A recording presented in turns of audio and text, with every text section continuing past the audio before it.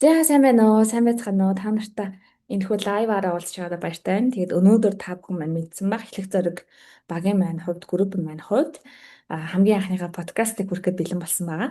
Тэгээ энэ өдрөөс эхлээд та нартай тогтмол подкаста хүргээд явхаад байгаа. Тэгээд маш олон хүмүүсийн хувьд эхлэх зориг гэж юу юм, юу хийдгийг, ямар хөтөлбөртэй, ямар бүтээгдэхүүнтэй, яадаг байгууллагын юу хийгээд идэх гэдгийг олон хүмүүс мэдэхгүй байгаа. Тэгэхээр энэ хүмүүс маань ч гэсэн яг энэхүү та бүхэндээ зориулж байгаа подкастнаас маань ер нь манай байгууллагыг бид хэдийн юу хийдийг танилцаад мэдээд явах боломжтой байгаа. За ингээд мэдээж манай подкаст маань ерөөсөн амьдралын чухал 8 талбарыг хэрхэн тэнцвэртэй авч явах талаар чөлөөтэй, урамтайгаар ухаалаг яригнуудыг тавьтай хүргэх болно. Ингээд бидний хамгийн анхны дугаарын сэдэв болохоор гэр бүл хайр дурлал гэдэг сэдвийн хүрээнд та бүхэндээ нөхөртэй хайрлалт гаргууд гэсэн хамгийн анхны подкаста хүргээд бэлэн боллоо. Тэгээд өнөөдөр бид Bridge Community-ийн үүсгэн байгуулагч олон эмэгтэйчүүдийн итгэлийг хүлээсэн болот яга өрсөн байгаа. За тэгээд болот яга маань автаа байл те. Тэгээд сүүлийн үед юу юу болоод байна? Юу хийгээд байна? Айгүй юм чөлөөтөө ингээд хаан ч ингээ харахад нэг болтыг хараад нэг хүүе нэрээ юу хийж байгаа болоо энийг нэг харчих юмсан энийг нь мэдчихюмсан гэсэн мэдрэмжүүд бидэд маш их туддаг шүү дээ. Тэгэхээр болот яг минь хувьд сүүлийн үед юу хийгээд яваад байна те. Тэр талаас эхлээд хуваалцъя гэж бодож байна. Баярлалаа өндрөө. Тэг өнөөдөр ингээд эхлэх зориг подкаст гэж цааш нэр мэдлж байна. Хамгийн ихний зочин болж байгаадаа маш их баяртай байна. Подкаст маань 100 мянган дугаарууд гараад үнсэнтэй ярианууд өрнөх болтугай. Тэгээд миний хувьд болохоор би Rich гэдэг хувийн санхүүгээр 5 жил онлайн дижитал брэнд хөгжүүлээд явж байгаа. Гэрээсээ ажилтаа, компьютер дээр л ингээд ажиллаад идэг ээж 3 хүүтэй. Тэг өнөөдөр өнрөө бит хоёр нөхөртөө хайрлагт гаргууд гэдэг сэдвийн доор подкаст хийх гэж байгаа нь их чухал хэрэгтэй сэдв гэж бодож байна. Яагаад тэгэхээр гэр бүлийн харилцаа тийм амархан зүйл бас биш юм байна өө. Яг өөрөө тулаад явахаар. Тэгээ бид түрүү бодчихсон сэдвээ бодоол явж байгаад яг нөхөр битэрийн хувьд нэг онцлог байна л та. Тэрний үхээр манай нөхөр 19-тэй дөө би 18-тад байгаа хүү ирсэн байгаа байхгүй. Тэгээ үерхэж явж байгаад 6 жилийн дараа эхний хүүхэд маань төрөөд мэдээч хэрэг сайхан зүйлүүд байхын хажуугаар харилцааны таагүй зүйлүүд нэг ойлгохгүй нэг өвтгөөд байх зүйлүүдийг туулсан юм. Тэг би одоо өөрийгөө л тэгж ингэж завж амьдрт юм болоо гэсэн чи үгүй байгаа байхгүй. Бодит амьдрал дээр ялангуяа энэ жоохондоо үерхсэн баг насандаа ингэж нийлсэн хосуудад энэ зовлон байдаг юм лээ гэж би бодсон. Нэг хүний подкаст сонсож байгаад яг миний тулсан амьдралтай төстэй би бинийгаа маш их өвтгдөг. Их нулимсэн дунд шаналл ихтэй тийм амьдралыг туулсан хоёрыг түүхийг сонсчоод энэ тэгвэл их түгээмэл зүйл байт юм байна. Магадгүй 30 20 гараад 30 гараад суусан хүмүүс өөр өдөг гэж магадгүй л тийм. Тэгэхээр жоох илүү тэр сэдв рүүгээ нэг нугуугаа ярих гэж бодож байна өнөөдрөө. Нэг зөв тий. Тэгээд яг болгогийн маань хэлсэнчлэн яг өдөр болгон бид нар чинь ингээд харилцаж байгаа харилцаа байхгүй бол бид нар амьдрах яаж амьдрах юм те үг хэлээр харилцсан ойлголцсон гэдэг маш чухал. Тэгээд энэ нэг амтнаас ялгагдах нэг шинж чанар бидний хэл үг хэл яриа үйлдэл гэдэг аягүй гоё юм аа шүү дээ. Тэгээ энийгээ бид нар ашиглаад зөвөр явж болж гин эсвэл магадгүй санааныг алдаа гаргаад буруу юмнууд хийгээд ингээд бусдыг санааныг өвтгөх ч юм уу те иймэрхүү зүйлсүүд аягүй олон тохиолдож байна. Тэр дундаа гэр бүл хайр дурлалын талбарт маань нөхрөөд гэдэг энэ том хүндтэй байр суурийг эзэлдэг хүмүүс маань нөхөр гэж баг мэрэгжил шиг агаад байгаа байхгүй нөхөр гэхээр зөвөө л ингэртөө үнэ нөхөр гэхгүй байгаа байхгүй тий. Тэгэхээр яг нөхөр гэдэг үгний цаана ихтрээ хайрлах, ойлгох, хүндлэг, гинэрийнхээ ард бат зогсогч гэдэг юм уу хүүхдүүдийнхээ сайн аав эцэг нь байх ч гэдэг юм ойлголтууд давхар дамаа явж байгаа. Тэрэн дээр нэмээд нөхөртэй хайлт гаргууд гэсэн сэдвийн хүрээнд яригдах зүйлэр юу байна вэ гэхээр түрүүн болж ямар хайлт дуртад өнгөрлөө алдаатай оноотой те ингээд юм таагүй дурсамжууч гэсэн байсан гэх те. Тэгэхээр шууд л одоо тэр гол яриа руу болмоор байна. Тэгэхээр яг энэ таагүй харилцаанууд их байсан гэж ярьлаа шүү дээ. Тэгэхээр таагүй харилцаанууд юу нь яаж болов? Юун дээрс болоод энэ таагүй харилцаанууд үүсв те.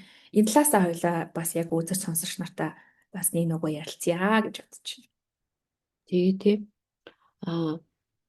Би эргээд нөгөө амьдралаа бодохгүй юу? Тэр хэцүү шаналтай байсан, муудалцаад байсан тий. За би тойрны хувьд бол бүр гэр бүлээ цуцлуулж исэн. Тэгээд шүүхээр ороод гэр бүлээ салгана гэдэг чинь хүний амьдрал айгүй хүнд тусдаг юм бэл. Яг үндэ хоёр талтай хүнд байд юм бэл. Харахад бол нөхөр маань ингээд намайг орхиод байгаа ч юм шиг тий. Нөхөрт айгүй ашигтай байгаа ч юм шиг. Би хүүхдэд тэрэл үлдчихэж байгаа ч юм шиг гэж харагдаж байгаа гадна л та. Гэхдээ одоо бит хоёр бараг 40 хүрэх гэж юм. Буцаага тэр өнгөрсөнд болсон зүйлээ давтаад ингээд ярьсан чинь манай нөхөр тас хүндээсэн мөлий. Гэр бүлээ салгаад ингээ явахаар тэгээд Тийм хэцүү зүйлүүдийг бид нар яагаад туулдаг юм бэ гэж би одоо ингэ бодохоор би хэд хэдэн алдаанууд гаргаж ирсэн байна л да. Тэр гаргаж ирсэн алдаанууд дээр яг өнөөдрийнхөө буцаагаад нөхрийнхөө хайрыг татсан маш гоё эрүүл тайван харилцаатай гэр бүл болсон аргуудаа өсгөжүүдтэй хийж өгмөрснөгдаад. Тэгээ яг нэг гурван аргыг л хэлж өгье гэж бодоод байна. Тэгэхээр хамгийн ихний харгалзаагаа харъя гэж бодож чинь тэр сэдвээр бас өнөөгийнхөө үзэл бодлыг сонсоод гоё ярилцаад явъя. Тэгэхээр хамгийн ихний аргандаа би эерэг байх гэдэг нэр өгсөн байхгүй. Ер нь эерэг байна гэдэг чинь юу гэсэн үг юм? Гэр бүлд ээж хүн, эмэгтэй хүн эерэг байх нь хэр одоо ашигтай юм гэд бодъё л тэ бүгдээрээ. Би бас ямар эерэг байж чаддаг үгүй юу гэж бодъё л. Бид нар хосын амьдралыг чинь одоо зааж өгдөг юм байхгүй шүү дээ. Эхнэр байх нь гэдэг хичээл би л асуугаагүй. Манай багш нарын сэдвээр надад ярьж байгаагүй. Ээж маань яг намайг ингээ урдаа суулгаж байгаа. За хүний эхнэр байна гэдэг чинь ингээд чи сонсоод ав гэд. Тийм сургалт хичээл их завж байсангүй, нийгэм ч хэцүү байсан. Тэгээд эхнэр хүн ямар ах талаар юу ч мэдэхгүй яваад исэн юм байна. Одоо бол би энэ дээр бүр зориулж албаар номнууд уншдаг. Гой гой судар одоо юмнууд дээрээ эхнэр байх талаар бичсэн байдаг юм байна. Бодмөрийн зэрэг гэдээ миний уншдаг судар байна. Энэ Ошо багшийн гой гой номнууд байна. Эхнэр хэрхэн эхнэр байх талаар нэлээх юмнууд байдаг байхгүй. Тэгэхээр энэ дээр хараа эерэг байна гэдэг бол маш гоё ижидтэй зүйл гэж би бүсгүүчүүдтэй үнэхээр хэлмээр байна. Эмэгтэй хүн өөдрөг байх, мөрөөдөлтэй байх, урагшаа тэмүүлсэн нэг юм эерэг юм ярахад хүртэл нэг юм болно ш бүтэн штт гэл тэ хөгжилтэй хөнгөн ямиг ингээл нэг хөрхэн наргаа олгож чаддаг, тастаас инээж чаддаг. Манай өнрөөгөөс тэр зан бас сурж болно. Маш гоё өөдрөг, гэрэл цацарсан, гэргий гэд тэр утгаа илэрхийлсэн бүсгүй байх үед амьдралын болмал нэлээд олон асуудлуудаас зэгсэрчдэм байх гэж бодод байгаа. Гэтэл яг энэний нөгөө зоосны нөгөө талд буюу эсрэг талд нь сөрөг эмэгтэй байж болно шүү дээ. Маш их ядарсан ч юм уу, хайр дэмжлэг байхгүй, ойлгож байгаа хүн байхгүй ч гэдэг юм уу. Санхүүгийн хувьд айгүй асуудалтай. Өмсөд явах олигтой хувцс байхгүй үед эмэгтэйчүүд бид нар яаж эерэг байх юм? Уурлаал, ашигчаал, хинж намайг ойлгохгүй байна. Чи ингээд байна, тэгээд байна гэх тийм сөрөг болоод эхлэнгүүд нөхрийгөө ингээ өөрөөсөө түлхэж байгаа байхгүй юу? Яг үндэ. Хичнээн тэр нөхөр ингээ их нартай хайртай байлаа ч гэсэндээ тийм сөрөг онцгой зан мэдрээд эхлэхэр чинь яах вэ? Гэр бүлийн гадуур харилцаач үүсч болно.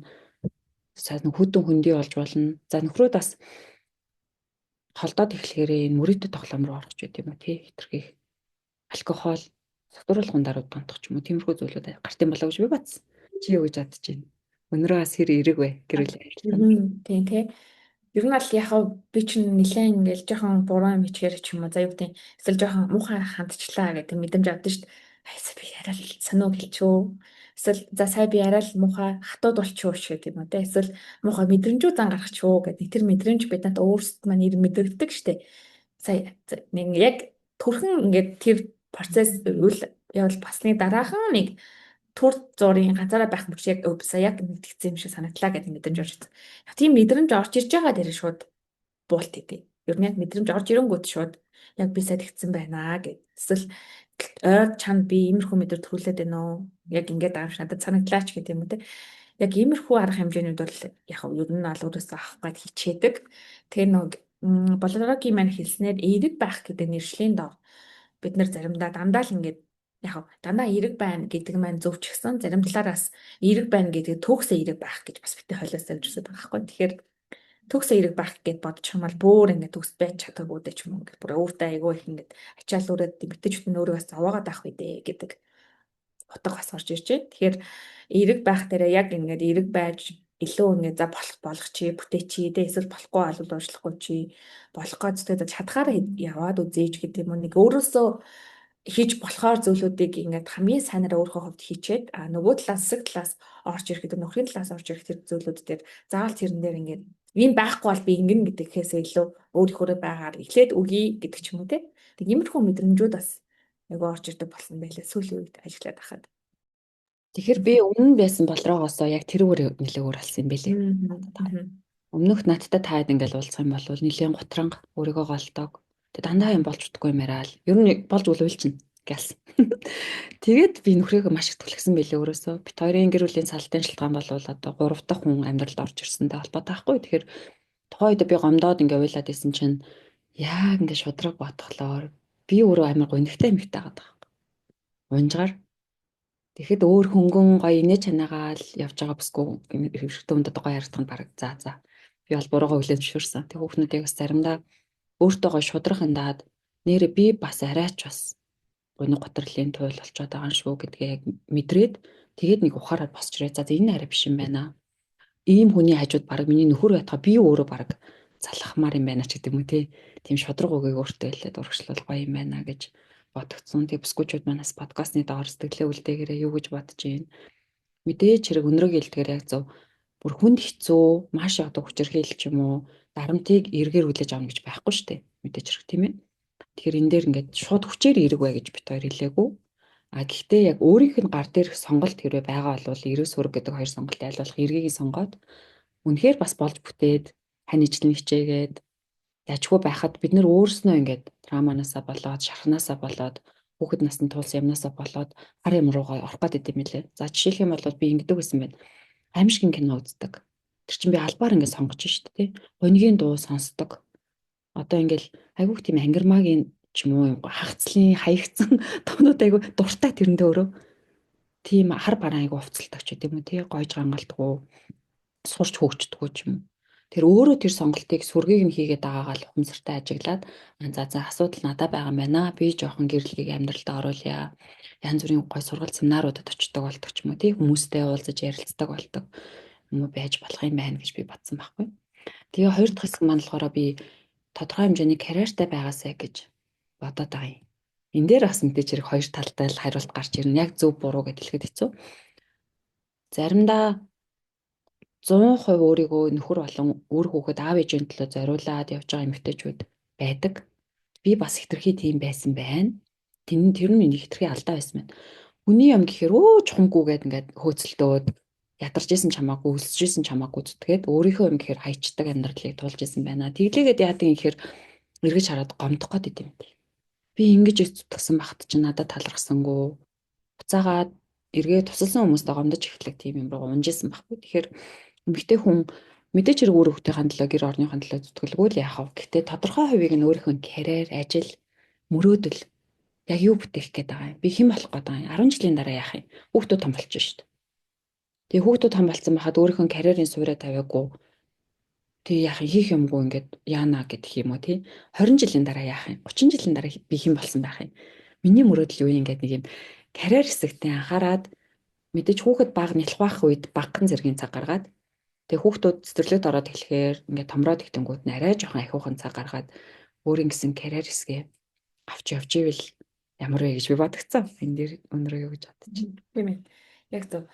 Яг болгогийн сайн хэлсэн дээр ихвчлэн нөгөө одоо юу гэдэг ээжүүд маань за дай ялангуяа яг хараахан ингээд хүүхдээ хараад гэртээ сууж байгаа. За яг ер нь би өсвөлдө хүүхд хараад гэдэг нь хүүхдээ халамжлаад болгоо өөрчлөлтөө өөр хүүхдээ халамжлаад гэртээ суугаа ээж маань тий яг нэг юм өөрийгөө ингээд айгүй тийм яг том ингээд юм шарахтай ч юм болчих гээд яг тэр хугацаан дээрээ одоо яадаг чинь тий яа тэгэхээр яг тэр хугацаан дээр бид нар ингээд юу гэдэг би чи өөр яг хүүхдээ хараад гэртээ сууж байгаа ээж шүү дээ тий. Тэг яг тэр нэг хугацаан дээр ээж нараа өөрсдөд нь тулгамддаг юм яддаг тулгарсан байхгүй тэгэл дөнгөж одоо би чинь бэби маань 3 сартай гэхээр надад нэг өсвөл нэг 10 дэхэд хоногийн л доош явагдсан. Тэгээ би тийг бодож байхгүй oh my god. Яг энэ мэдрэмж магадгүй би жоохон арай жоохон хувийн хөгжлөөр явцсан ч юм уу арай жоохон нийгэмд юмнууд хийдэг жоохон өөрийнхөө төлөө ухдаг л ээж байгаа байхгүй. Тэгж чаддгүй ээж байсан бол яг энэ мэдрэмж хүүхдэд цэцэрлэгт ортол нь өдөр болгон үргэлжлэн гэхээр үнэхээр хэцүү байгаа байхгүй. Тэрийг хүмүүс яаж гарахаа мэдэхгүй. Тэгэл юу гэдэг гаднаас орж байгаа дайлтад орж ирнэ, самсруу өгнөд орж ирнэ тий. Тэгээ ийм нөхцөл дээр ээж нар маань илүү дээд нөгөө нэг би ингээл хүүхдийг гаргачаад тах чинь ингээл намайг тохоо болчлаач гэдэг юм. Эсвэл би хүүхдээ гэртээ ингээл байж ах хэвээр би найз нөхөдөж болчлоо штэ ч гэдэг юм те. Иймэрхүү мэдрэмжүүд илүү их авдаг байгаад байгаа байхгүй. Тэрийн өмнө нь их анзаарч байгаагүй ч юм уу эсвэл 16 7 жилийн өмнө харьцангуй хөнгөн туссан ч юм уу мэдхгүй тэр мэдрэмжийг би санахгүй байгаа байхгүй. Яг одоо ингээд бодоод үзэхээр нэгээс найз тусгаарлагдаад нөхөр одоо юу гэдэг те. Хэрэг нөхрүүд ингээл найзлалтаа уулзах ч юм ажиллаа хийгээд стил явж байгаа шүү дээ. Ингээд тэргээ хийгээд явж байгаа. Гэтэл яг ээж нар тэр чигтээ ингээд шууд гэртээ хоолоо игээд хүүхдэд харах ёстой гэдэг нэг юм нөр шууд унчиж байгаа байхгүй. Тэгээ гарыг гээд тэр хүүхэд байгаа учраас хүүхдээ дандаа хамт явж чадахгүй нэг ингээ иймэрхүү нэг асуудал үүсэж байгаа байхгүй.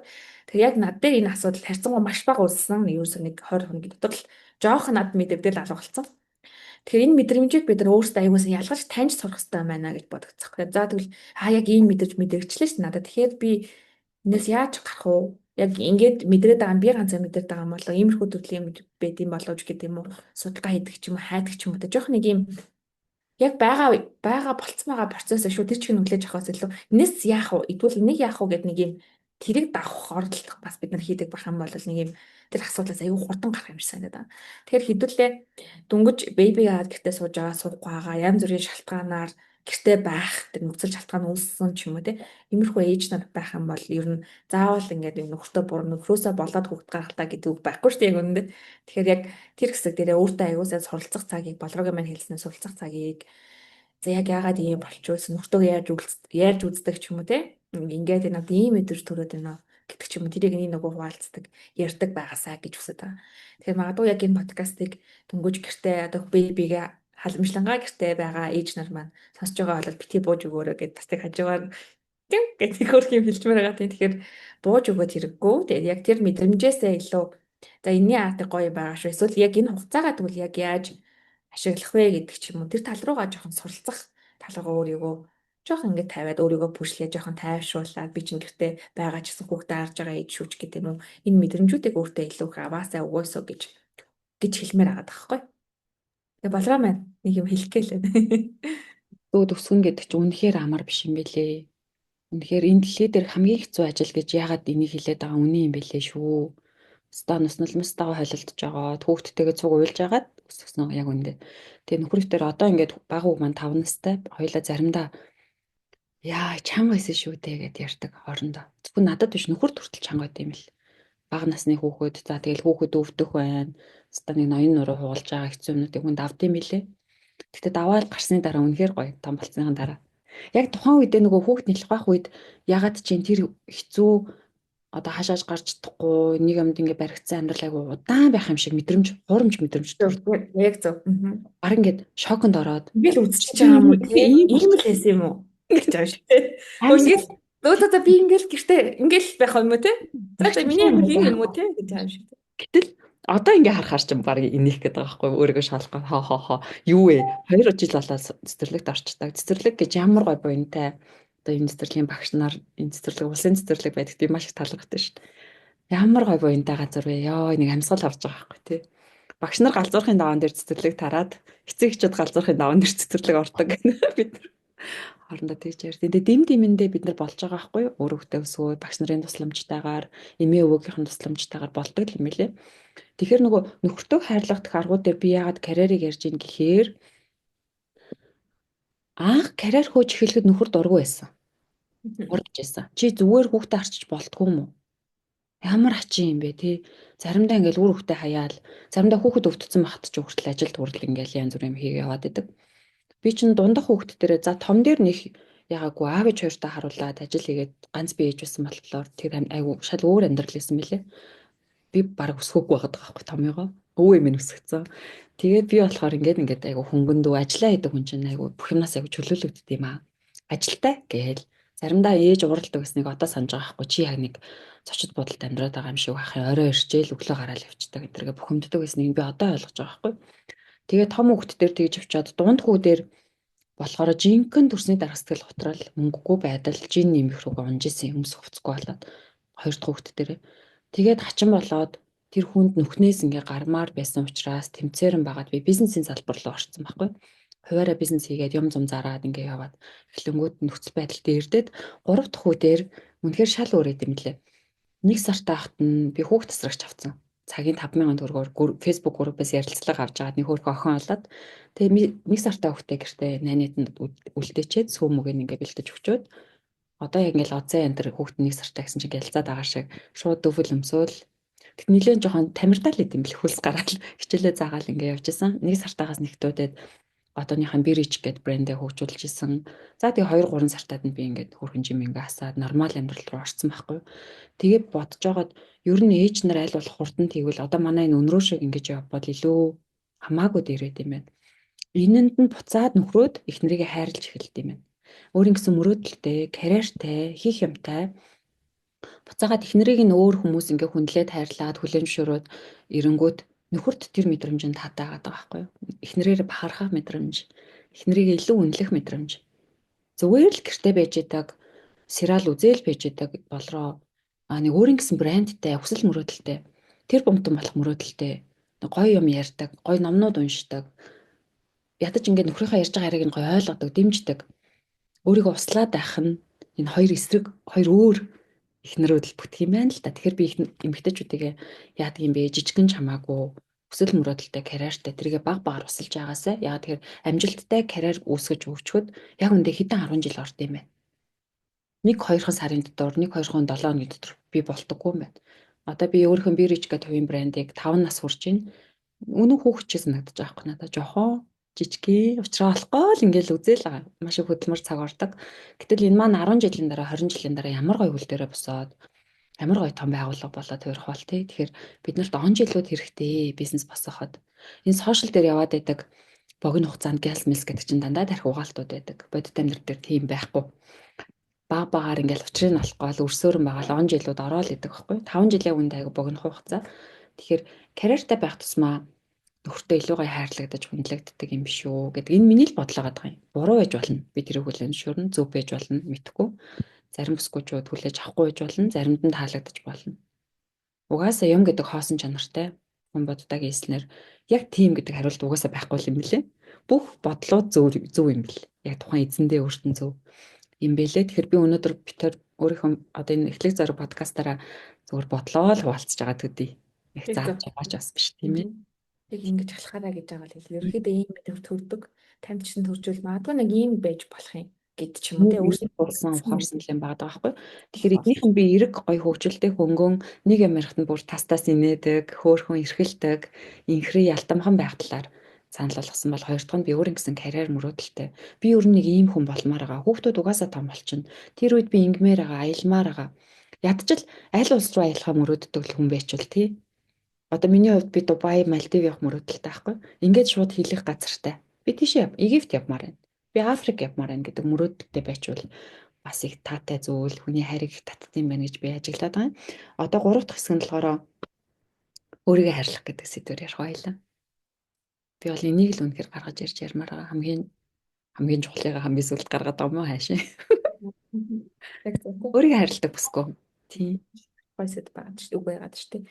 Тэгээ хав болгогийн маань хувьд би бас ингээд гаднаас нь харж байхад юу гэдэг хамгийн анх 2019 онд илүү 20 онд дээр хамгийн анх подкаст хийжсэн байдаг байхгүй боловсролтой холбогдоод тэгээд подкаст хийх гээд ингээ холбогдоод ажилладаг боловсролтой нөгөө харилцах учраас болохгүй хичээх гэх үү анаа гэх үү гэд нэг бол болроо олоод ингээл энд золуулсан. Тэгтээ яг тэрнээс илүү одоо ямар мэдрэмж чухал байна вэ гэхээр тэр үеийн боловч өнөөдрийн боловч уучлаарай шал өөр хоёр боловч яг би инүүлж харж байгаа юм шиг мэдэрч байгаа байхгүй.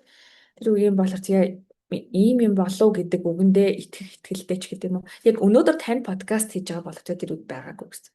Тэгээд саяны боловч яг миний хэлсэн өнгөрсөн 5 жилийн Birich community-г үүсгэхэд явж исэн энэ цаг хугацаа, хөдөлмөр зориулсан энерги энэ бүх юм нь дээрээс нь нэмээд өөрийгөө хайрлсан хайрын ч юм уу те ямар ч байсан боловч яг нөхөртөө үнэхээр хайрладаг эмэгтэй болгож хувиргаад тэгээд яг энэ хайраараа дамжуулан олон эмэгтэйчүүдэд ч гэсэн энэ гоё боломжийг хуваалцъя шеэрлье гэж гараад ирсэн юм гоё өөртөө ихтэй бүсгүй болоод хувирчжээ. Яг харахад энтерпренeur эмэгтэй гэдэг юу гэдэг нь хүмүүсийн ингээд нэг жоохон ойрын рол модель нь болгоч байж үнэхээр болохоор байгаа байхгүй. Тэгэхээр боловч яг тэр нэг өөрийгөө хайрлах гэд ярьсан. Өмнө нь яагаад өөрийгөө хайрладаггүй байсан. Тэг яг яаж хайрладаг болов те тэр мэдрэмжүүдээс бас хаваалцаач гэж хүсэж байна тийм. Тийм энэ үнэхээр гоё сэдв. Тэгэхээр бүсгүүчүүд маань өөртөө хэр хайртай вэ? Хайрладаг, өөрийгөө хайрлах гэдгийг яг юу гэж ойлгодог вэ гэд асууя л та. Жижигхэн юмнаас эхлэе л та. Тий би одоо хайкинг клубын гишүүн нэм гараг болгон уулан талхтаг хурамжаа төлөөд ингээд клубын найзуудтай.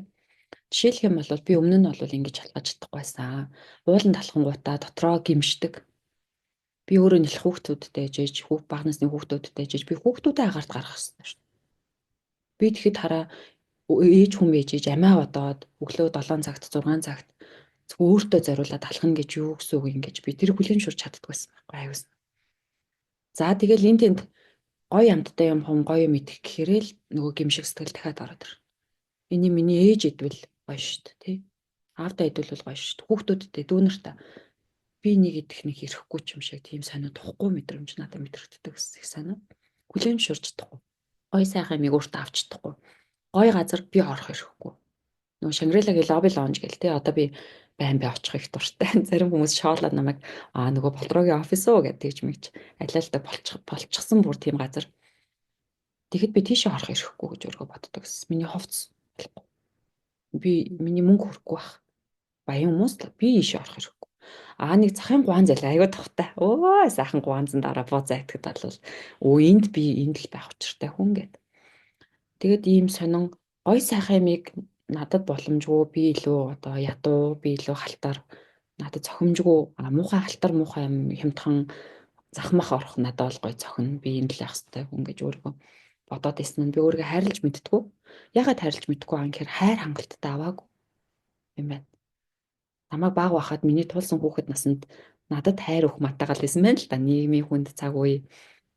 Тэгээд хажууд дэргэд байсан томчууд манд болохоор бас өөрсдөө хайраар дутчихгонгууд хүн хайр өгч чаддгүй юм байна.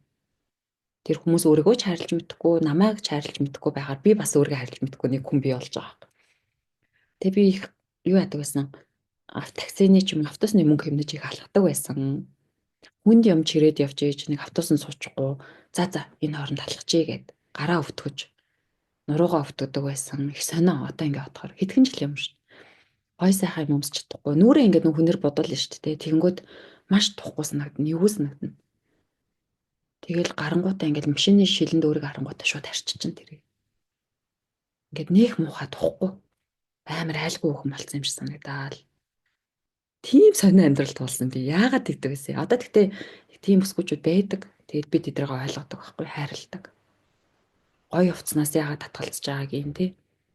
Зүгээр л би намрын хувцс ингээ өмсөөл ингээл нэг халтар юм өсөөр айгуу гой тухтаа бид эдрийг ойлгоод хайрладаг. Би тийм байсан болохоор тэгэнгүүт одоо манай нөхөр намайг ингээ шоолдог байхгүй. Нэх ганган. Тэг намайг хардаа. Ямар ч ганган юм байхгүй гэд. Тэг манай хүү бас надад сүүлдтэй хэлсэн ээжээ та ингээ ямар гой хувцалтай юм бэ? Өөрийгөө ямар гой авч яваад юм бэ? Хүүгээ хардаа. Хүү нь ийм л байна гэд тэгэхээр би инээ түрээд бид тэр хөхөт яваад том үтэйгээ гой хувцснууд худалдаж аваад өнөртэй бас худалдаж аваад одоо өдөр болгон гарахтаа нэг гой диори аягүй үнэтэй бас авсан. Нөхөө баснасаа заад гарах юм нөхөөрхөн нэрээ тэгсэн мэлээ. Нөгөө хитрхийх өөрийгөө хайрлаад дэргэд хүмүүсээ гойж гангалаагүй хөвгүүд болохоор чин дандаа манайхан огтод байсан бол яхасан баг. Тэгээ одоо нөгөө эднэрийгээ жоохон гангалах руу ажиллаж эхэлж байгаа албаар. Тэгэхээр одоо би бол өөртөө маш их хайртай. Өдөрт дор хаяж нэг цагийг би өөрийнхөө зөвхөн одоо юмнуудаа гуашаандаа үс арчилгаа, айрс арчилгаа дасгал хийхдээ зориулж хамгийн багадаа зориулдаг. Нойрондоо маш их анхаарна, хоол ундандаа анхаарна. Одоо миний хувьд болорт бай хамгийн хайртай хүн. Хамгийн гоё хүн, хамгийн сайн хүн. Хамгийн нэгт тавина. Тэгээ өөрөөсөө дандаа асуун чи хиймээр байна уу, яамаар байна. Энэ газар чамд тухгүй мэдрэмж өгч байна уу? Тэгвэл хоёлаа явах уу, болох уу? Онцгүй байна уу тий? Дүү гарах уу хоёлаа? Чи хаашаа очимоор байна өнөөдөр? Хаана очиж гоё кофе уумаар байна, цай уумаар байна. Ингээд өөрийгөө дагуулад одоо хүнээс өмнө нь гуйламжлаад, хайр гуйламжлаад намайг тийшээ аваад яваач гэсэн бол одоо өөрийгөө аваад явчихна. За одоо хүүгээ бах хүүгээ жоохон өшөө дахиад том болог. Тэгэхээр ганцаараа аялал. Өмнө ганцаараа аялдаг байсан. Үргэлжлүүлээд аялна. Тэр энэ хорвоо дээр хамгийн чухал хүн өнөөдөр нас барах өдөр авсанд ингээ хамт ороод ивдэг хүн чинь хин юм бэ? Яг үндэ. Яг үндэ би яагаад байгаа юм. Тэгэхээр энэ хүнийг бүх өдрөө хүртэл хамт байх энэ хүнд би гоё хандах хэрэгтэй байгаа юм. Энэ хүнд би шудраг бус хандчаад, ядраачаад, өвтөгчөөд, доромжилж жоод тэг сайхан амьдрна гэж байхгүй ш. Гэж бодогдоод байгаа. Тэгэхээр өөрийгөө хайрлах хайран дээр эмгтээчүүд минь айгүй эвгүй орж ирдэг ихэндээ амиа одож байгаа юм шиг. Хар амиа одож байгаа юм шиг. Өөртөө л ингээл цаг гаргаал амиа яваа хичээж байгаа юм шиг. Одоо гэр орон замраагүй заваан багт чинь энд ном уншаа суугаад байгаа байхгүй. Тий. Тэр чинь муухай харагдаж байгаа байхгүй. Өмнөх болрогийнүүдээр болоод болооч чи. Шалаа угаагаач. Энэ юмнуудаа цэвэрлээч. Хүүхдүүдийнхээ эднэрийг янзлаач. Тэнгүүд одоо болохоор ингээд жоох юутай болсон. Наантай цаантай байж. Нөхөрлөгөө залах чинь хараа би өнөөдөр гэрээ цэвэрлж амжаагүй зүгээр эцтэй. Өө зүгээр ш таараа. За окей. Тэгвэл намаа уншлаа гэдэг ч юм уу те хичээл рүүгээ орлооч гэдэг юм. Тэгээ гой гой сургалтууд өөртөө авдаг. Яг одоо би маш өндөр төлбөртэй гоё хичээл сууж ийн их гоё тансаглал мэдэрдэг би энэсээ. Сая төгрөгөөр ингээ хичээл аваад би өөрийгөө хайрлаад байгаа. Тэр гоё хичээлд ороод багштай уулзраал ингээл явахаар энэ бас нэг төрлийн хайр. Гоё номнууд худалдаж авах байна. Олон төрлийн аргууд байна л та тий. Тэгэхээр одоо бол би өөртөө гоё сайхан зүйлийг харамгүй зориулнө. Энэ хөөрхөн биеэ гоё болцоонд нөгөө нэг гоё дуу байдаг тий. Би чам цэцэг авч өгнө. Би чамтай чамайг сонсно ярилцсан гэд гоё дуу байдаг шүү дээ. Англи. Одоо тэрэн шиг л амьдранда цаашдаа бол өөрийгөө доош нь нэхгүй гомдоохгүй тий. Яг зөв. За тэгээ болгоогийн маань ярьсан хэсэгт яг өөрийгөө гомдоох уу гэдэг хэсэгт манайд айгуу сайн ажиллалт хийгээсэж өсөд байна л та. Тэгээ гомдоохгүй байна гэхээр яг яах юм гэхээр одоо юу гэдэг яг таны хувьд өнөөдрийн яг нөхцөл бололцооны хувьд өөрийгөө хайрлах хамгийн гоё боломжоор л өөрийгөө тавьчмаар байгаа. Тэгээ юу гэдэг өөрийгөө хайрлах гэхээр өнөөдөр шууд хангилал авах гэсэн бас биш те. Тэгэхээр яг таны хувьд өнөөдөр өөртөө зориулаад болон цогж гоё ном унших ч байт юм уу. Өөртөө зориулаад нэг гоё бясалгал хийх ч юм уу. Өөртөө зориулаад өөрийгөө толинд харж чи хөөрхөн шүү гэж хэлэх ч байт юм уу. Чи хичээж байгаа шүү гэдээ өөртөө хэлэх ч байт юм уу те. Нэг юм энгийн зүйлүүдээс эхэлдэг гэдгийг болгоо мань хэлэх гээд байгаа юм. Тэгэхээр манай сонсогчид ч гэсэндээ яг хамгийн сүүлд хизээ өөртөө юу н хайртай гэж хэлв. За тэгээд ялангуяа хүн эмгтэй хүн өөрийгөө хайрлаад өөрийгөө ингээд бусдаас дээр ингээд тавиад ингээд эхлэхээр аяндаа ингээд нөхөр татагддаг байгаа байхгүй. Одоо юу гэдэг өөрийгөө хайрлаад байгаа эмгтэйд нөхөр татагдахгүй байхын аргагүй байгаа сордон шиг. Тэгээд би өөрийгөө хайрлаагүй байж болоо чи өөрийгөө хайрлаагүй байж нөхрийгөө чи намайг хайрл гэж хэлэх нь өөрөө зөв бус тэнцвэргүй л яриа болчих гээд байна л та тийм. Тэгэхээр яг энэ дээр бидний одоо юу гэдэг эхлэх зэрэг группийн маань хувьд тэнцвэр ярьдаг, тэнцвэртэй амьдралыг бүтэн түгээе гэж зорддог юм газар байгаа. Тэгэхээр яг энэ дээр ч гэсэн дахиад нөгөө тэнцвэр гэдэг юм яригдах гэдэг. Тэгэхээр өөрийгөө хайрлах гэдэг одоо нөхөртөө хайрладаг хамгийн ихд өөрийгөө хайрлах, өөрийгөө гоё байлгах нь өөртөө гэртээ яад юм үнийг өглөө босоод гэртээ байгаа ч гэсэн гадуур өмсдөг ч гэсэн гоё хувцас өмсөж байхгүй яага болохгүй гэж заавал гадуур гарахтаа гоё хувцлах хэрэгтэй гэж те. Тэгэл нөгөө нэг гоё ялтан байх, эмгтээлэг байх гэдэг дээр гоё өндөртэй готлоо өмсөөд те нөхөртөөгөө нэг шигэд даарсаа шигээ хоёр ширнээ цаа гараа сууж хамаагүй те гэмэрхүүдэл юмнуудыг хэлээ та. Тэгэхээр нөхөртөө татагдана нөхрийгөө буцаагаад өөртөө татагдаг болгоно нөгөө нэг одоо ер нь нэг 18 чиг дуурал хайрал буцаа тэрэн дээр очие гэдэг. Тэгэхээр тэр худлаа гэд нэг хэлэх гээд. Тэгэхээр тэр хэсгүүд ер нь боломжтой гэж бид хэлэх гээд байгаа байхгүй. Тэр аль хэзээний хүмүүс нэг гэдэг одоо угаасаа хүрсэн худлаа гэж бодож байгаа. Яг тэр цэг дээрээ алдаад иж магадгүй. Тэгээд жоохон аргуудаа өөрчлөөд эсвэл юу гэдэг нөхрөөсөө чи яг намайг ямар байхаасаа гэж хүсэж ин гэдэг асуулт магадгүй таныг өөрчилж магадгүй. Эсвэл нөхрийн харилцаагч юм ямар байгаасаа гэж бодож байна. Тэр нь өөрийгөө голж байгаа гэсэн үг биш юм. Яг нөхртөө тааруулж би гоё амьдрах гэдэг байгаа ч гэсэн үг биш. Тэр зиндаан дээр би өөрөө очиж агаад би өөрөө тэрний гоё мэдрэмжээр аваад нөхрөө хармаар байгаа тэр мэдрэмжийг л байхгүй. Тэгэхээр өөрөө өөртөө хайртай байна гэдэг үгний дор манайд хамгийн сүүлд өөртөө хизээ хайртай гэж хэлв.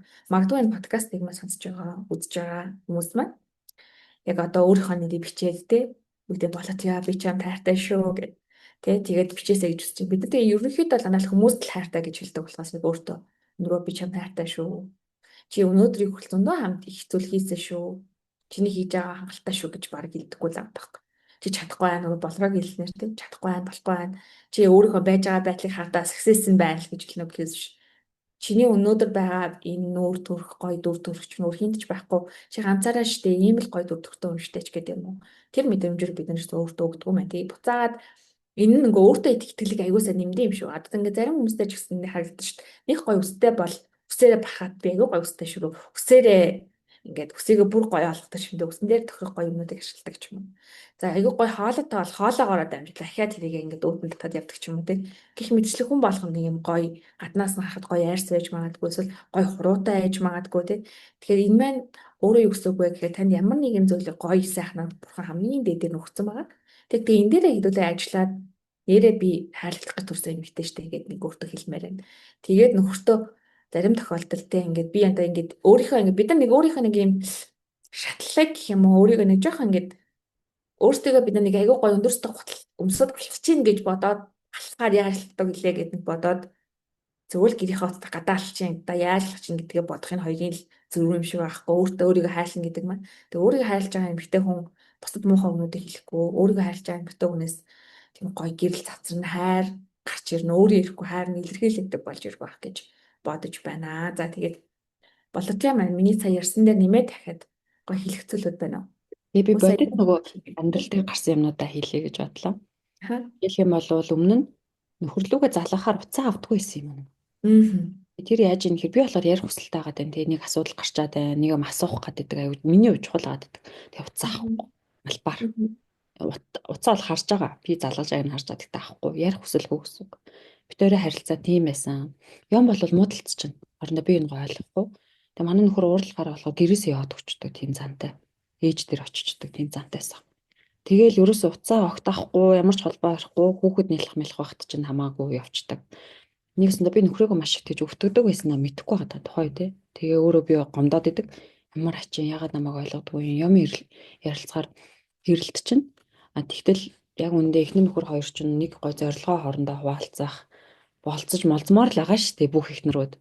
Тэгтэл бодит амьдрал тэр нөгөө юм руугаа харахаар чинь өөдөөс нь ингээл дургуур гэдэг байгаа байхгүй. Одоо нөхцөлөд л яасан бэ? Энэ аргуудыг ашиглаад энэ дээр нэмэх нь өөр зөндөө олон аргууд өсөж хөгжөөл ингээл өөртөө ажиллаад өөрийгөө тордоол яваад ангууд чинь одоо би нөхөрлөгөө заалгах нь гялс авна штэ ер нь бол. За санаандгүй байдлаар харахгүй байжгаад ингээд мист кол болчих юм бол гялс буцаага заалгана. Яасан минь наа зүгээр үү? Яаж юм? Тэг өөрөө заалгах нь бас айгу гой зөөлнө. Мессеж чинь заалгана, санаад байна. Яас ийсэн над руу зураг явуулчих энэ гэдэг тийм нялуун болж эхэлж байгаа байхгүй би тэр. Тэг буцаагаад 18 19 наснд үерхэд догтлоод нэгээ санаад шүлэг мүлэг зохиож исэн тэр цаг үе маань битэрт буцаж ирж байгаа мэдрэмжийг мэдэрч байгаа. Энэ боломжтой байна. Хайр дурлал хүний амьдралд маш их хүчийг өгдөг. Намайг хайрладаг, надад итгэдэг хүн миний ард байгаа, миний хань байгаа гэж бодохоор хүн юм зоригтой. Багшлаад юм хийгээд идэв. Нэг юм түшиг тулгуур гэдэг чинь тийм л учиртай юм.